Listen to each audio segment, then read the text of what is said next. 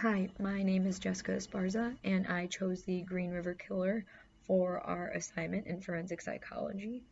The Green River Killer was located in King County, Washington, and in 2001 was finally detained and identified as Gary Leon Ridgway. The Green River Killer, in my eyes, is the most notorious serial killer in America, and to my surprise, he's not as commonly known as I would have expected compared to some of these other glorified serial killers that we've had in America.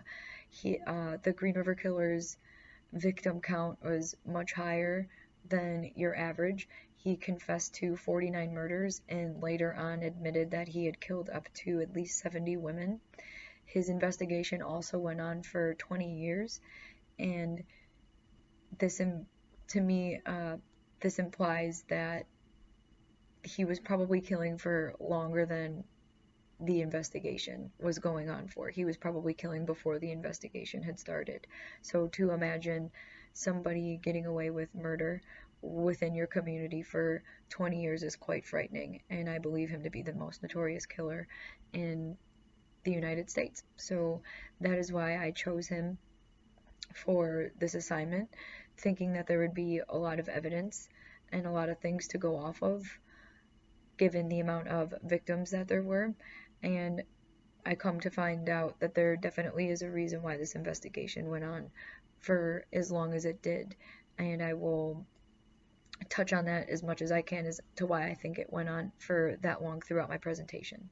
So this investigation started in 1982 when 3 female bodies were found in the Green River. The cause of death of all 3 was strangulation. 2 of them had pyramid-shaped rocks lodged in their vaginal cavities, and that right away was a telling sign to me of some sort of ritual and someone leaving their mark. And the fact that they all died of strangulation, there clearly was, you could very clearly assume that it was a serial killer and there was something much bigger and deeper and more twisted than your average killing that you would find. And then the task force looked into murders that had happened previously that year. One of them was only 3 days prior. Another one they looked into was 1 month prior. And then the third one was just a few months prior, all of which were females found within that area who were also strangled to death. So once they acknowledged those 3 previous victims who were strangled to death, and then these 3 victims that they had found on the same day together in August of 82, they had no choice but to admit that they were linked together and identify that there was a serial killer on the loose. This then went to the media. The media, I believe, was the first to kind of term the Green River Killer, and then the Green River Killer Task Force was created after this. So once this task force was created, they had an overflow of information now that it was in the media, and in the early 80s they really did not have a means to keep proper account of all of the information that they were receiving and to document it properly. So it is believed that a lot of the information was overlooked or lost within all of these phone calls because it all hit them very quickly.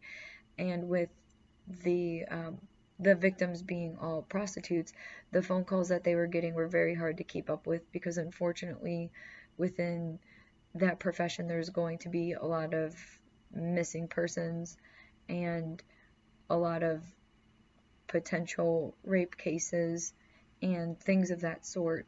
So for the task force to try and sort that out was definitely difficult, but it seemed that that was the only thing that they had to go off of, was this person was hunting prostitutes.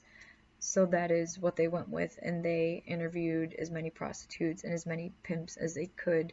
Unfortunately, talking to pimps and prostitutes was not going to get them too far, as they were all within an illegal occupation, and the likelihood of them talking and giving up names and more information was not very likely.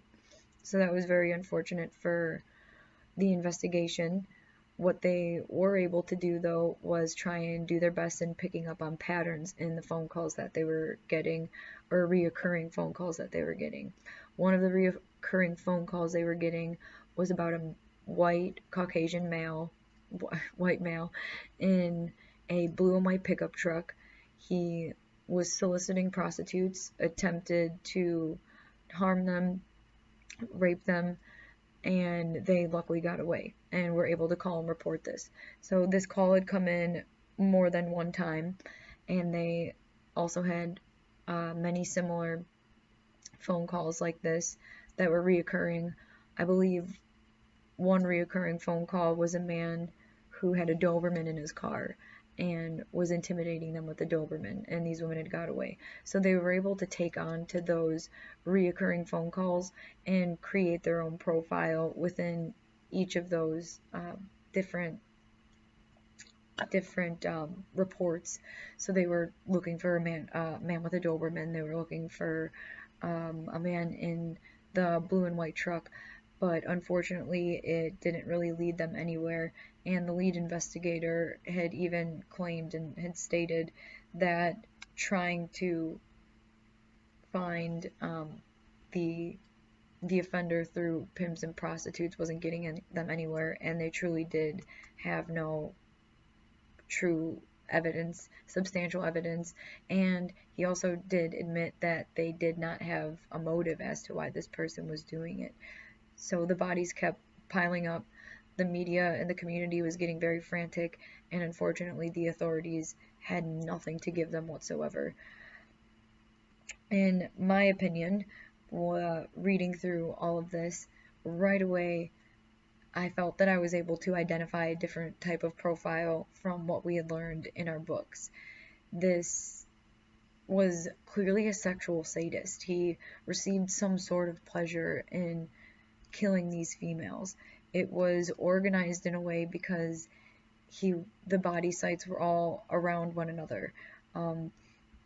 The being organized also insinuated that he was angry and probably had a specific reason for killing prostitutes. So there was an underlying revenge type thing going on there, and which means it was his typology was mission-oriented type serial killer, and their mission was to eliminate a certain group, and that was clearly prostitutes. He was also leaving signs with these pyramid-shaped rocks. They were all being strangled in the same way.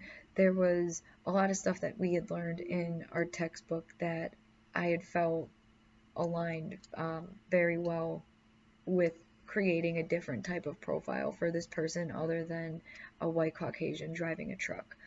So the investigative team had also thought that as well, and they finally reached out to the FBI, to the behavioral science unit, to get a investigative profile.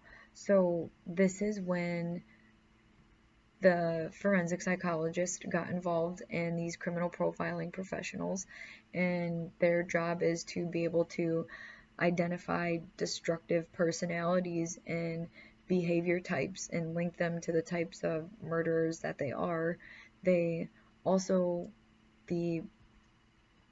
one of the purposes in getting this profile from these professionals is to try and eliminate suspects, because they're able to differentiate different characteristics about these killers or potential killers from the general public. So hopefully they can weed out some of their suspects that they have if they don't fit this profile.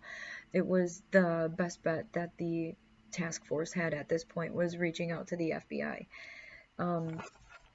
John Douglas was the one who created and drew up the first legitimate profile of this person.